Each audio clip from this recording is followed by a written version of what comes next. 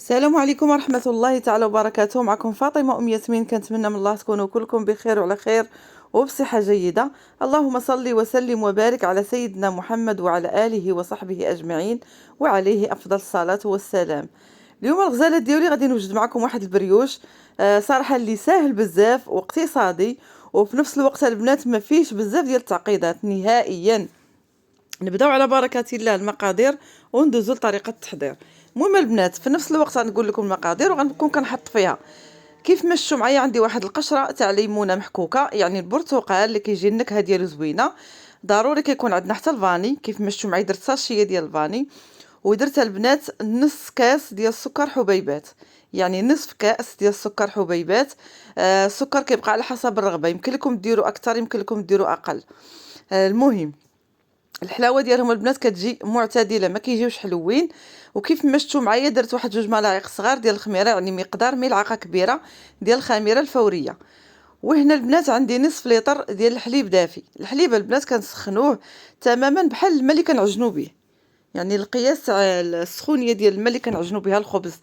صافي هنا كيف ما شفتوا معايا حركت هاد المكونات، الخميره مع السكر مع الفاني مع القشور تاع البرتقال، وغادي البنات نغطيهم ونخليهم يخمروا.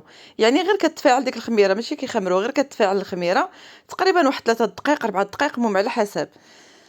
ونرجع معكم البنات. المهم كنخليو هاد الخميره هادي كتفاعل، لان هاد المرحله هادي راها مهمه بزاف. يعني كتساعدنا على البريوش ديالنا، كيجي يعني كيجي زوين بزاف. يعني كل حاجه من هاد المراحل اللي حنا اللي غتشوفوا معايا كل حاجه عندها دور. المهم هنايا الجو راه بارد، انا ما خليتش الخميره ديالي تفاعلت بزاف، تقريبا غير واحد 2 دقائق ورجعت لانني ما عنديش الوقت. وخديت البنات نص كاس ديال زيت، ديال الزيت العاديه، نصف كاس البنات، نصف كاس ديال الزيت. هادو المقادير البنات راهم مضبوطين. وعندي 2 حبات تاع البيض كيف ما غادي تشوفوا معايا، 2 بيضات البنات، يعني بالصفر ديالهم بالبيض 2 بيضات كاملين. ونص كاس تاع الزيت هما اللي زدت فوق المكونات الاولين. غادي ندير البنات معكم اللبن. اللي بغيتو ديروا واحد الملعقه ولا 2 ديال الحامض تقدروا ديروه، ديال عصير الحامض اولا الخل. المهم البنات انا كنفضل هكا. المهم اللبن كان عندي اصلا كاين، ولكن البنات ثقوا بيا راه هذا البريوش كيجي زوين بزاف وكيجي هشيش البنات، وكيبقى حتى اسبوع ما كيتفرتت ما حتى شي حاجه. المهم راه ذاقوه الناس اللي كنعرفهم راه كلاوه، هما اللي غيشهدوا بهاد القضيه هادي. المهم البنات راه زوين. المهم درت منه نص كاس تاع اللبن. اللبن البنات كيف ما قلت لكم عنده واحد الدور مهم في هاد الوصفه هادي. المهم انا هو في العاده كيدار فيها الحامض ولا الخل، وانا البنات درت فيها اللبن. يعني هذا كانت كفكره من عندي، ولكن البنات صدقت واعره. وكيف ما شفتوا معايا درت واحد الرشه تاع الملح وخلطت البنات هذا الشيء. انتم كتشوفوا درتوه في العجانه باش كيتخلط هذاك البيض، يعني داك البيض كيتحل وكينسجموا ليا المكونات كاملين.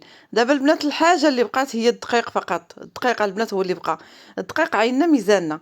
المهم انا عندي الساشيه ديال 5 كيلو، هي البنات اللي غادي نبقى ندير منها. غادي تشوفوا معايا. المهم الدقيق والخميره دائما كيبقاو هما اخر حاجه. ها نتوما غادي تشوفوا معايا البنات. غادي ندير الدقيق يعني غنعبر بواحد الكاس، ماشي غناخذ به العبار مضبوط، وانما الكاس غير كنكون كنهز به الدقيق. تقريبا هي هزت ليا شي 4 الكيسان ونص ولا 5، حيت انا الكيسان ما كنتش كنديرهم عامرين بزاف. المهم هانتوما كتشوفوا معايا الدقيق البنات، باش بلا ما نخربقكم بلا ما ندوخكم، الدقيق على حسب الخليط، على حسب الخليط البنات. المهم غتشوفوا معايا العجينه كيفاش خاصها تكون. وها نتوما معايا حتى الاخر. ها نتوما البنات كتشوفوا غادي ندير الساشيه ديال الخميره الحلوه، يعني ديال 15 غرام. صافي وغادي نبدا كنحرك. في الاول البنات درت غير 3 الكيسان، لان النوعيه ديال الدقيق تتختلف من دقيق الاخر. وهذاك الشيء علاش يمكن لكم ديروا الدقيق عينكم ميزانكم بشويه عليكم، ما تزربوا ما حتى شي حاجه، لان العجينه ما خصهاش تكون قاصحه. صافي البنات هانتوما كتشوفوا معايا ضروري كنزيدو الدقيق يعني كميه بكميه باش ما كنديروش. المهم البنات هنا درت كاس ونص، هما اللي زدت كاس ونص كيف ما تتشوفوا معايا. وغادي نعاود نخلط. المهم انا هنا البنات دايره رقم 1. شويه غندير رقم 2 هنا كيف ما تتشوفوا معايا. والعجينه البنات كيف ما قلت لكم انا درت 4 الكيسان ونص ديال الدقيق قدامكم، وهنا خديت واحد نص كاس وبقيت كنزيد بالمعلقه. صافي البنات في هذه المرحله الاخيره كديروا المعلقه باش تكونوا مركزين على القياس تاع العجينه كيفاش خاصها تكون، وغادي نوريكم. هنا البنات بقيت كنزيد دقيقي بالمعلقه، عيني ميزاني المقدار ديال واحد نص كاس، يعني المجموع ديال 5 الكيسان اللي هزات ليا. الكاس البنات اللي كنشربوا فيه المناضه، ولكن حتى هما كيختلف الحجم ديالهم. هذاك الشيء علاش قلت لكم ما تديوش على العبار ديال الدقيق، كيبقى عينكم ميزانكم على حسب النوعيه كذلك. هنا البنات راني سرعت كيف ما شفتوا معايا، درت رقم 3 وصافي وخليتها هنا كتدلك ليا العجينه مزيان، ضروري خاصها تدلك. والعجينه ضروري خاصها تكون كتلصق، يعني ماشي نبقاو نديرو فيها الدقيق حتى تجمع، يعني حتى تولي مثلا بحال الخبز ديال الفران، لا. هذه حيت فيها البيض وحيت فيها الحليب يعني عفوا اللبن والزيت، ضروري العجينه خاصها تكون كتلصق. يعني السر ديال هاد البريوش هذا البنات هو السر الثاني. السر الاول هو اللبن اللي انا جربته فيهم صراحه وعطاني واحد النتيجه اللي هي زوينه. والسر الثاني البنات هو العجينه خاصها تكون كتلصق في اليدين، يعني بحال هذا الشكل هذا. دابا المرحله الاخيره هي غنزيدو الزبده. خديت البنات واحد الملعقه كبيره ديال الزبده وذوبتها.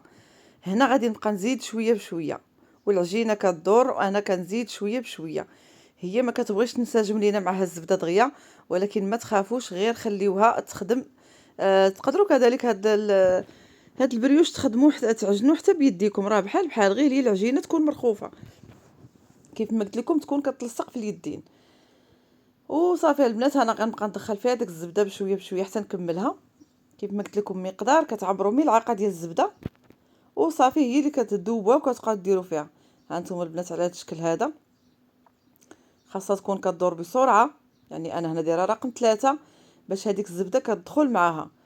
صافي البنات وغادي منين حس ديك الزبده صافي ما بقاش كتبان يعني دخلت ليا في العجينه، غادي نحبس العجين صافي. وكندهني ديال البنات بالزيت وكنجمع ديك العجينه في الوسط. ضروري حنا اللي كنجمعوا ديك العجينه في الوسط. كيف ما شفتوا العجينه كتولي هكا كتولي الاستيك. ها هي البنات ملي كنديروا فيها الزيت ما كتبقاش تلصق. المهم ها نتوما كتشوفوا بعينيكم العجينه خاصها تكون على هذا الشكل هذا. دابا هنا غادي نغطي العجينه ديالي وغادي نخليها كتخمر. خليوها 2 سوايع ونص، ساعه ونص على حسب الجو كيفاش داير. انا البنات كان خاصني نخليها حتى تطلع يعني حتى الفوق، ولكن ما عنديش الوقت كيف ما قلت لكم. ها انا البنات كيف ما تتشوفوا العجينه راها تفاعلات يعني ضعف الحجم ديالها. ودابا غادي ندوزو المرحله ديال باش نخرجوا منها داك الهواء ديالها. كيف ما غادي تشوفوا معايا العجينه البنات راها خفيفه بزاف كيف ما غادي يبان لكم. صراحه بنخليكم تشوفوها كيفاش دايره خفيفه. صافي وغادي نخرجوا من هذاك الهواء كيف ما قلت لكم، ونبدا نقطع وندير في الصينيه. ثقوا بيا البنات لو جربتوا هذا البريوش غادي يعجبكم وغادي يولي معتمد عندكم. ضروري البنات كنستعملوا بالزيت لانه كيساعدنا على العجينه ما كتبقاش تلصق لينا في اليد. في هذه المرحله هذه ملي كنبداو نقطعوا في العجينه خاصها تكون يعني ما تكونش كتلصق، لان كتلصق ما غيجيناش تقطع زوين. صافي البنات هنا على هذا الشكل هذا كناخذ الكويرات، تاخذوا الحجم اللي نتوما بغيتو، ولكن البنات كل ما صغرتوا الحجم كل ما كتجيكم احسن. القياس اللي انا كندير بحال داك القياس البنات اللي كديروا ملي كتبغوا ديروا التريد بحال هكاك، ويكون اصغر منه، يعني ما تكرهوش ديروا اصغر منه. وغادي تشوفوا معايا البريوش قداش غادي يولي، يعني قداش غادي يرجع ملي غادي يختمر. صافي كنستمر انا على هذه الطريقه هذه حتى نقطع الحجم تاع الكويرات اللي انا بغيت القياس. انا هاد العجينه البنات درت فيها درت الشهده ودرت في نفس الوقت يعني القرص اللي طيب كل وحده بوحدها. المهم كيف ما غادي تشوفوا معايا هنا كان عندي عليهم كوموند درتهم هنا خمروا. من بعد البنات راه درنا القهوه مع نسكافي والحليب. وصافي البنات كيف ما تتشوفوا هاني دهنتهم باش غادي الفران هنا البنات راه شعلته كيسخن، يعني الفران خصو يكون سخون. وملي ندخلوهم الفران نقصوه وتكون العافيه شاعله غير من التحت، وهما كنديرهم البنات الفوق حتى كيطيبوا. من بعد ما كندهنهم كيف ما شفتوا معايا كنرشوا الجلجلان، يعني اي جنجلان عندكم متوفر. انا عندي هاد الجنجلان الابيض درتو البنات هنا من بعد ما تحمرات كيف ما تتشوفوا معايا. الشهده ديالي ها هي وجدات، دهنتها بالعسل. وهنا البنات كان عندي كوموند كذلك حتى على الكيك ديال دوز اتاي، كيك اليومي. ها هو البنات زينته على هذا الشكل هذا على حسب الرغبه ديال السيده. وصافي البنات، المهم هانتوما كتشوفوا الكيكه راه سبق لي وشاركتها معكم في القناه، غادي تلقاوها عندي. المقادير ديالها حتى هي بسيطه وكتجي طالعه وكتجي زوينه. البريوشه البنات كيف ما شفتوا معايا درت كميه ديال الشهده وكميه درتها يعني بريوش هكا كل وحده بوحدها.